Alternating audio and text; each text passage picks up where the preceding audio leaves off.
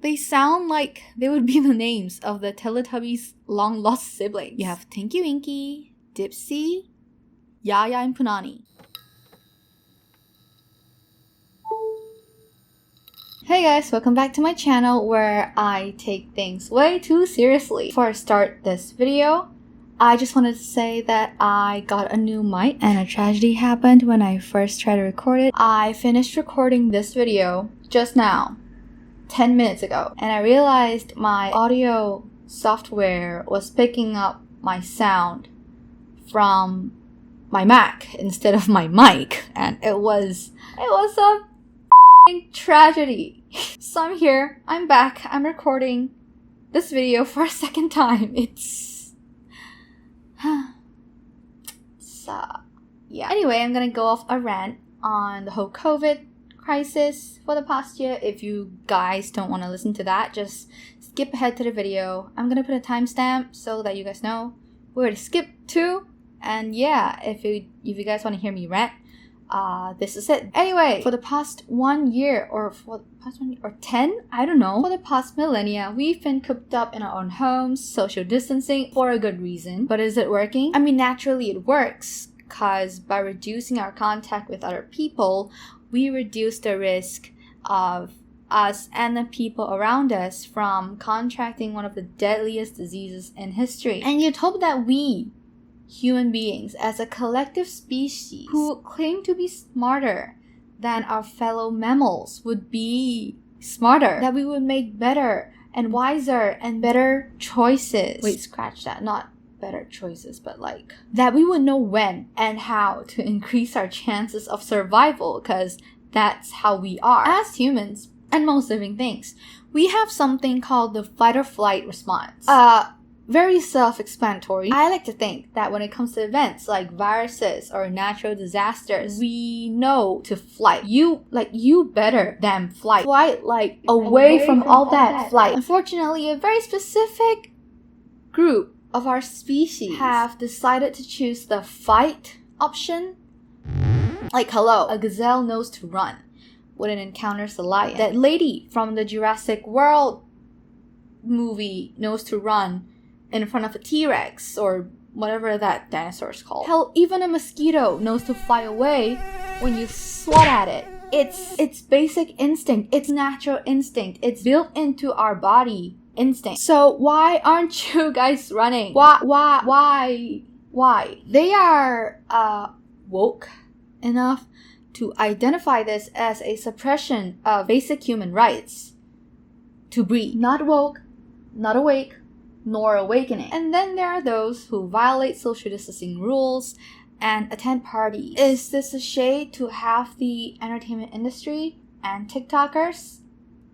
Yes. And did you notice how I excluded TikTokers from the entertainment industry? Because, you know, they aren't entertaining, nor do they belong in an industry.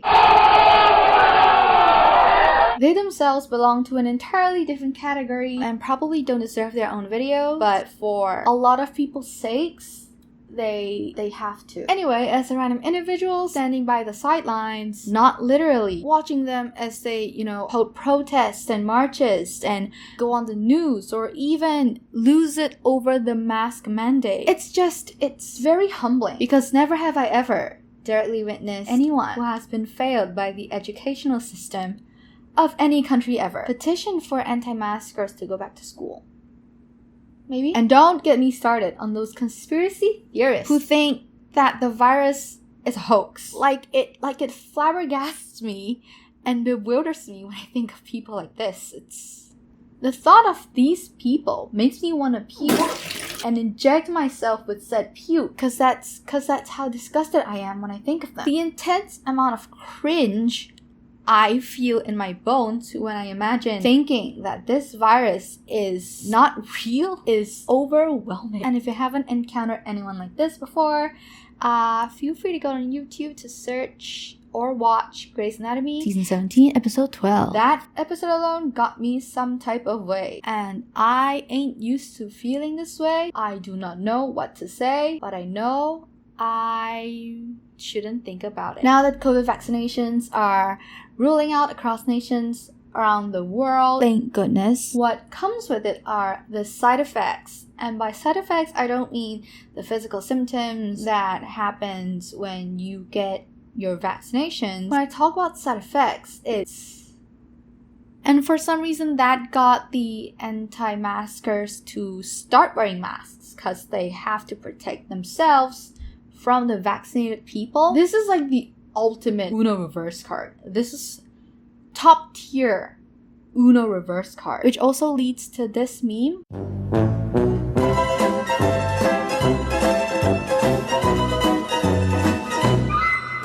So that's it for my whole opinion on how people have been handling this COVID crisis for the past millennia, and it has been going for way too long, and to be honest, I don't see it coming to an end at all. When it comes to events like this, it requires a global effort and everyone has to play their part. People in the medical industry are risking their lives to save patients, businesses are trying their best to keep people employed, TikTokers are TikToking, so it is our jobs to wear masks, practice social distancing, supporting local businesses if we can, and get vaccinated if it's available in your country. As for my country, vaccinations are not really available yet, especially to younger people. I know that because I booked an appointment 3 months ago and that's it. I booked it and nothing. Sorry for the long rant about this whole situation. It's very frustrating, very sad, of course, and also very dangerous and very real. Stay safe, people. Anyway, since this whole existential threat happened, we have been more or less cooped up in our homes. Our time spent indoors has increased, which means our media consumption has risen, accompanied by food consumption, water consumption,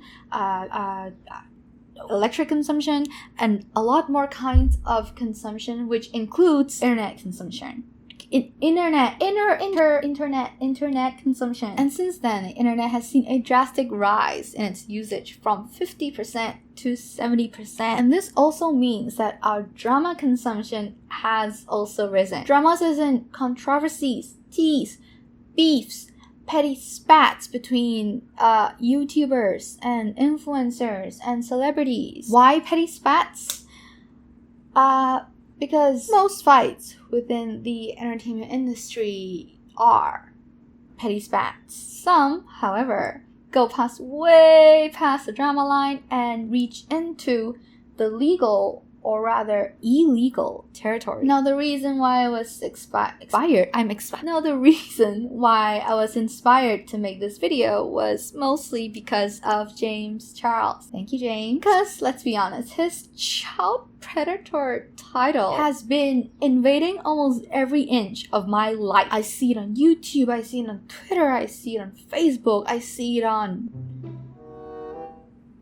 BuzzFeed, because no one uses Snapchat anymore. It's a lot, okay? It's a lot. But also, influencer controversies are pretty much everywhere now. You don't even have to actively look for it. It looks for you. From Logan Paul's Forest controversy to rapper Tekashi 6ix9's assault charges, to the beauty community and the Kardashians. These are just some of the many examples off the top of my head alone. Just controversies everywhere for you and me. I don't know why I'm singing. Now, I will not get into any specific person's drama because I'm pretty sure we're all way too familiar with them. And if you're not familiar with them, just go on Google or YouTube or commentary channels. There's plenty of them. Just choose your pick. Pick your choose. Pick and choose. So let's get started.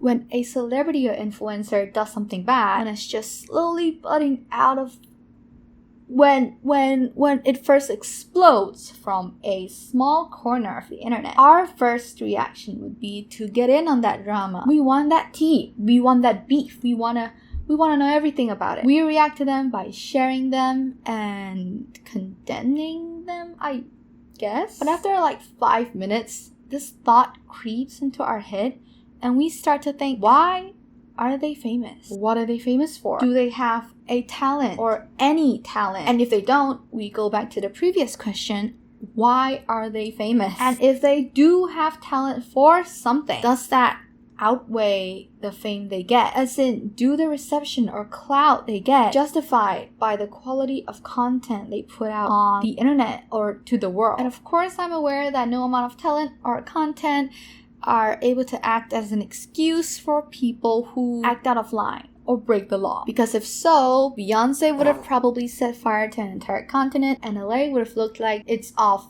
the movie franchise The Purge. Next up on an average person's train of thoughts on such issues would be, why didn't we expect this? Should we have expected this? Were there any signs of, foreshadowing in their normal everyday lives? Not that we would know. Or at least the persona they put up in front of the media or in their works. And this is where a lot of us would start, giving our sense on issues like, I saw this coming, since I was a child, when he ate that goldfish from that aquarium. Or, according to her hairstylist, she would refuse to walk unless they washed her feet with alpaca's milk from the Alps or something like that. So now that everyone's had their opinion on this celebrity or influencer, we would act jury. We would act jury to them despite not actually having them in court for the most part. We would charge them with our own or actual crimes and go with it. So that would be boycotting their product, removing their projects or works from social media platforms, and condemning them online. Also, there is a fine line between condemning people and straight-on cyberbullying. You do not want to mix that up. I've seen in some cases, some very specific cases of people just straight up labeling, condemning people as cyberbullying. A very simple way to distinguish that would be criticizing a person's actions or behaviors on reasonable terms. Straight up, flaming people based on their personalities or qualities. So if I were to say, so-and-so is a horrible person because they committed fraud on and offline, that's fine. But if I were to say, so-and-so acts so weird and unnatural and they sound so weird while talking, get out of YouTube, that is not okay. Because that's 100% subjective and plain mean. Which is how you can actually differentiate commentary channels from T-spills or drama channels or straight on hate channels on YouTube. You see if they back up their claims with proof and facts. Now I have to clarify. This video is more of a ranty video or food for thought kind. Okay, back to where I was saying. Boycotting products and all that. In today's terms, we would call that cancel. Cancel culture itself is a very debatable topic, constantly surrounded by discourse, so we're not gonna get into that. And by default, it is also a very extreme culture. Because when we cancel someone, we start to drag the person's character, their life, their work, their public circles, their family, which is, in my opinion, completely unnecessary. To the extent that we would drag down all things associated with them. We would let our emotions get the better of us and assume that their works and projects are just as bad as they seem to be. Now, this is very random, but what is Tekashi 6ix9ine? What are his songs? What is Gooba or Zaza? They sound like they would be the names of the Teletubbies' long-lost siblings. You have Tinky Winky, Dipsy, Yaya, and Punani. I would love to know his thought process, while coming up with names for these songs, because they be wildin'. Now back to our regularly scheduled broadcast. It is also worth noting that the amount of cancel you get corresponds with how serious of a controversy you get into. So for example, Logan Paul's little escapade got him severely cancelled for quite a while. And when I say little, it's not little at all. But man came out with his apology and his severe and continuous slaps in his judgment. And here we are, three years later, he's back. And people like him for the most part. But I cannot say the same for the internet's most infamous youngest beauty guru, James Charles. One-ish year ago, he had his petty spat with Tati, and mostly he got exposed for being a child predator. Now that died down, but a month ago, more evidence came to light, and now he's now dubbed by the internet as a criminal. And legally, is he like, I don't know. I am by no means a lawyer. I've only watched like Suits and this new Korean drama called Law School, which I love, by the way. Amazing show. So yeah, and then you have those who actually broke the law and got indicted. Indicted. I'm gonna say indicted because it just sounds indicted. So I guess the obvious question is, should we still look up to their work? By appreciating their works, are we feeding into the sentiment that we still support them, even unknowingly, by watching their videos or listening to their music or consuming their content? Are we hypocrites? Are we going against our judgments of them? On the other hand, if we don't look up to their works, I mean, you don't have to look up to them, but just like the general consumption of it, are we just being petty and mean if their content is actually good? Are we incapable of separating their works and their person? And I have to emphasize that if their content is good, as in, do their content lift people up or spreads a positive message, so on and so forth. Okay, now that we've clarified that, while writing the script for this video, I was also on a D'Angelo Wallace marathon, and in one of his videos, he mentioned someone that I completely forgot about, but 100% fits into this topic. Now, I said I wouldn't use anyone as a specific example, but to be fair, these aren't just petty YouTuber spats or rapper so-and-so broke so-and-so law. Oh. Anyway, from D'Angelo's videos, I was reminded of J.K. Rowling. If you're not familiar with it, for the past few years, J.K. Rowling has been accused of being a transphobic. And this came after a slew of different controversies, like her rant about same-sex and trans relationships, the whole people who menstruate are, and I quote, wumban, wimpund, woman, as well as the whole psychopathic serial killer who happens to be a Manchester as a woman. If you're interested in the whole J.K. Rowling thing, D'Angelo covered a small part of this issue, the last issue specifically, in his video, The Disappearance of Blair White. So check that out. Pretty sure you have. Anyway, by then a lot of people were like, oh my god, J.K. Rowling is transphobic. This ruins everything that I thought she stood for with the whole Harry Potter series. But on the other hand, her fans are claiming that it's a freedom of speech situation. And I apologize if you can hear my family. We do not have very good audio insulation here. So yeah. Now, continuing on. I have a lot to say about that, but I'm not going to, at least in this video. Point is, have people stopped reading her books or stopped watching the movies? And the answer is no, and I don't think they will. Because at this point, I think her work is bigger than she is as a person or as a public figure. Now, we can talk about the characters in the Harry Potter series for hours on end, but we cannot talk about J.K. Rowling for hours on end. And if you can, you have a problem and you need help with that. Another example I'm reminded of right now is King of Pop Michael Jackson. May he rest in peace. Throughout his career, Michael Jackson has been accused of many things. But some of the most serious claims against him must be the one where people accused him of being a pedophile and child molester, an allegation which was proven true after he was arrested and indicted. That picture will haunt me in my dreams. But after several years, he got acquitted. Now, I could go full-on journalist and read every piece of article ever written about Michael Jackson and his alleged criminal acts and charges, but I will not.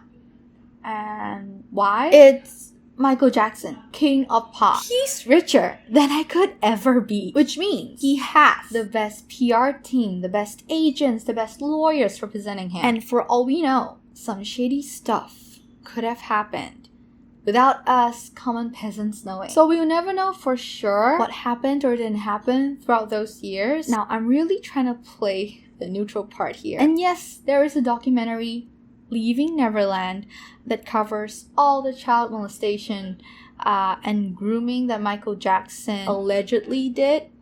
Why did I put that? Allegedly did. He allegedly did that. Now, no matter the outcome, would people still listen to his music? You bet I don't have an ass.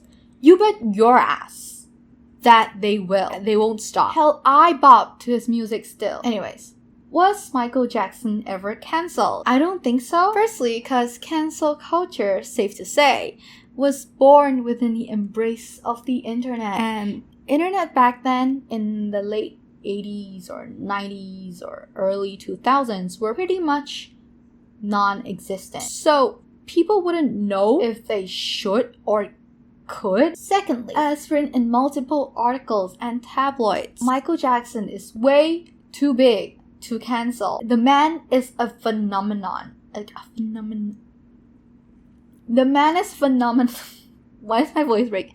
The man is a phenomenon. I can't think of anyone in today's entertainment scene who's as big as Michael Jackson was. And in today's world, we have the internet. Why is my voice breaking? And in today's world, we have the internet. The man was out there holding concerts and gaining international followings without the internet.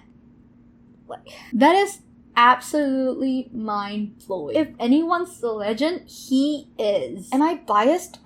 Maybe, but only because I'm such a huge fan of his artistry. And in all honesty, who am I to, determine if he committed those crimes or not? Anyway, I think that's a tad bit too much on MJ. So to quickly answer the should we continue to appreciate their works even after they've been cancelled question, it's not a matter of should we, it's more of a can we? Are we as a community capable of canceling them, wiping them off from the platforms from which we consume our content? Are we capable of not thinking about them ever? And in my opinion, that would be no. Now, unlike the human brain, everything that has been or will be on the internet will be on the internet forever. The internet stores data of everything, so even if a controversy has faded out of the public's mind, it will not fade out of the internet. Nowhere close. So have I answered the question? No, I have not. Because there is no definite answer to it. It's like philosophy. I know this video is getting a bit naggy, but bear with me because here's the closing question. Why do we pay attention to them? Them as in dramas. And if I were to be extremely serious, it's mostly because traditionally we are used to or being taught